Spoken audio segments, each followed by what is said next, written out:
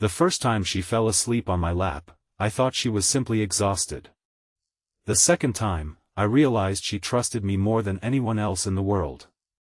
But when she opened her eyes, smiled through tears, and quietly whispered, "You still owe me a real date," I finally understood that the promise I had forgotten years ago had become the reason she almost disappeared from my life forever. By then, the truth was already tearing both of us apart, and I would have given everything just to go back to the day we first met.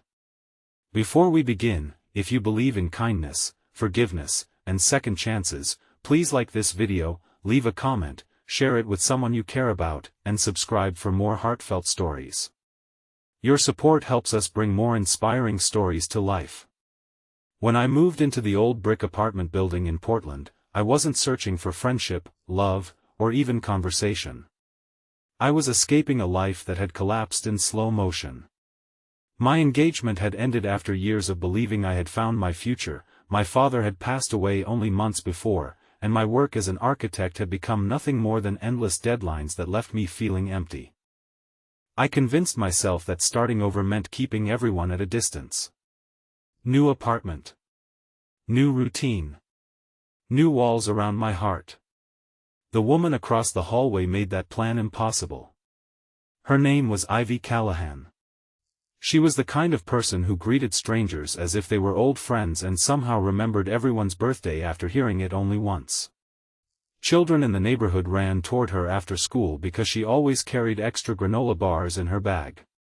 Elderly residents trusted her with spare apartment keys. Even delivery drivers smiled when they knocked on her door. She carried a brightness that made everyone else's problems feel lighter, yet there was always something hidden behind her smile, a sadness she never allowed anyone to fully see. Our friendship began over something ridiculous. My grocery bag split open outside the elevator, sending apples rolling in every direction. Before I could react, she was already kneeling on the floor, laughing as she chased fruit across the hallway. She teased me for buying too many apples, saying no single person could possibly eat that many unless they were secretly opening a pie shop. I laughed harder than I had in months. That afternoon turned into coffee. Coffee became morning walks through the nearby park. Morning walks became weekend farmers markets, long conversations about childhood dreams, family traditions, favorite books, and everything we had lost along the way. She told me she worked as a pediatric occupational therapist. She loved helping children rediscover confidence after injuries or illnesses. Every story she shared reminded me how deeply she cared about people. One Saturday afternoon, while sitting beside the river eating sandwiches, I jokingly promised that one day I would take her on an actual proper date instead of these accidental outings. She grinned and held out her pinky finger. We made a childish promise that whenever life finally slowed down, we'd have the perfect date. Neither of us realized how quickly life could steal time away. A week later my company won the largest contract in its history. I was sent across several states supervising construction projects that demanded every waking hour. Weeks turned into months. Our conversations became shorter. Missed calls became common. She still left homemade soup outside my apartment whenever I returned exhausted, but I often replied with nothing more than a hurried thank you before disappearing again. One afternoon I came home and noticed flowers outside her apartment door. I assumed she had started dating someone. Instead of asking, I convinced myself she deserved someone who wasn't constantly absent. Pride whispered that staying away would hurt less than admitting I had already fallen in love with her. Distance became routine. Nearly a year passed. Then one sunny afternoon I saw her sitting alone on the apartment rooftop garden. She looked thinner. The spark in her smile seemed forced. Yet she welcomed me as warmly as ever. We spent hours talking like no time had passed, but several times she rubbed her temples and stared into the distance as though fighting invisible pain. When I asked if she was all right, she brushed it aside, blaming stress and long shifts at work. I believed her because I wanted to. A few weeks later the truth arrived in the form of an ambulance parked outside our building. Neighbors gathered silently while paramedics rushed upstairs. My heart froze when I saw them carrying Ivy on a stretcher. She survived, but everything changed. Doctors discovered she had been hiding a neurological condition that caused sudden exhaustion, severe migraines, and episodes of fainting. Treatment was possible, but recovery would be long and uncertain. She hadn't told anyone because she feared becoming someone people pitied instead of respected. The guilt nearly crushed me. While she had been quietly fighting the hardest battle of her life, I had been convincing myself she no longer needed me. From that day forward I visited every afternoon after work. Sometimes we walked through the hospital courtyard. Sometimes we sat quietly watching birds land near the fountain. On difficult days she barely had enough energy to smile, but somehow she always asked how my work was going before mentioning her own pain. She remained worried about everyone except herself. Months passed before she was finally allowed to return home. Recovery wasn't dramatic. It happened in tiny victories. One extra flight of stairs. One longer walk.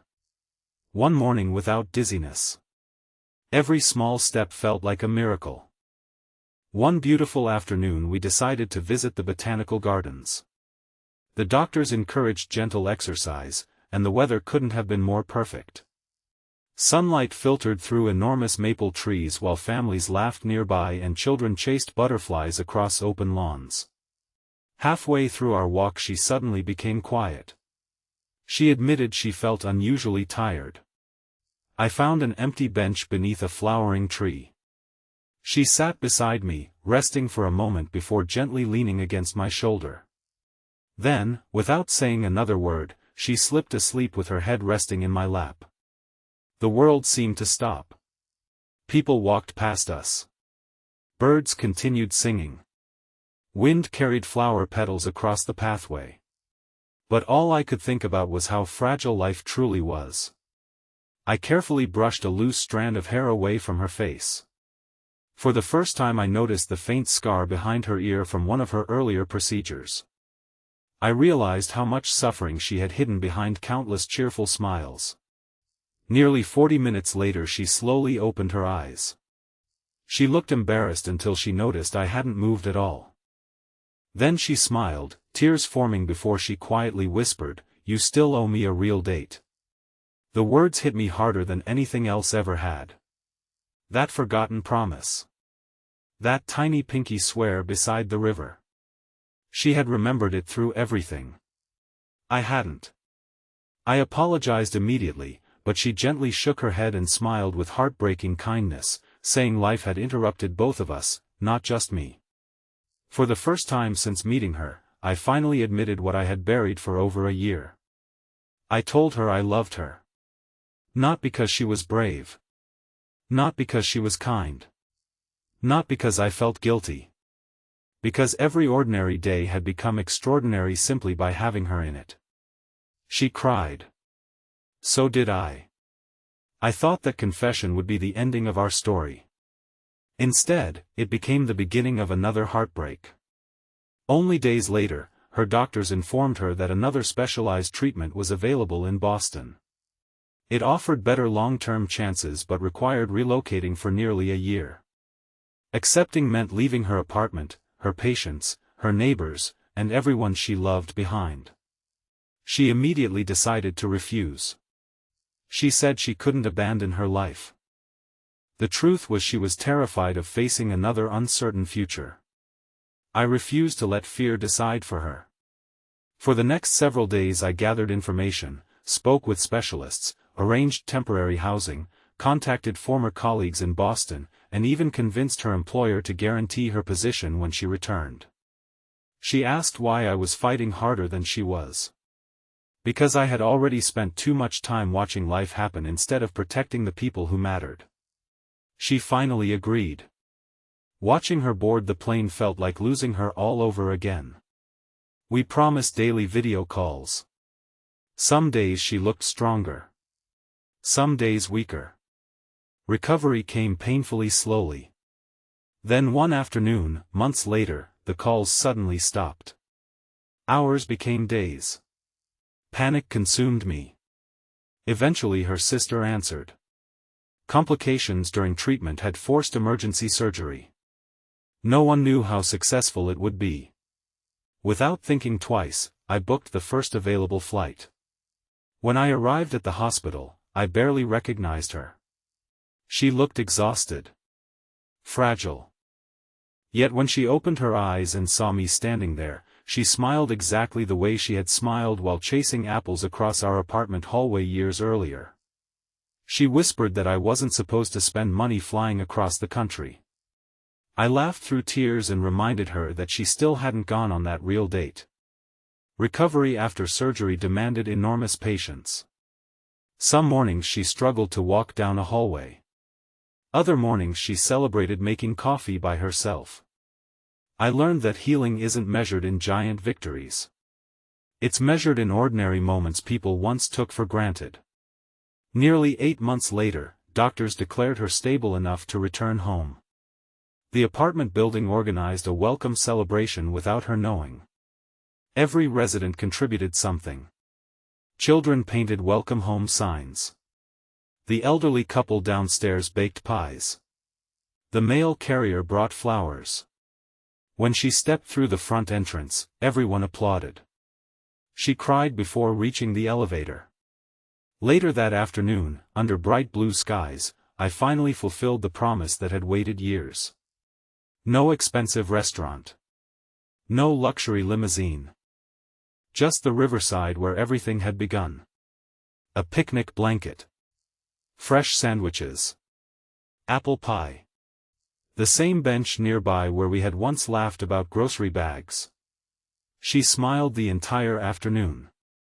We walked slowly because she still tired easily.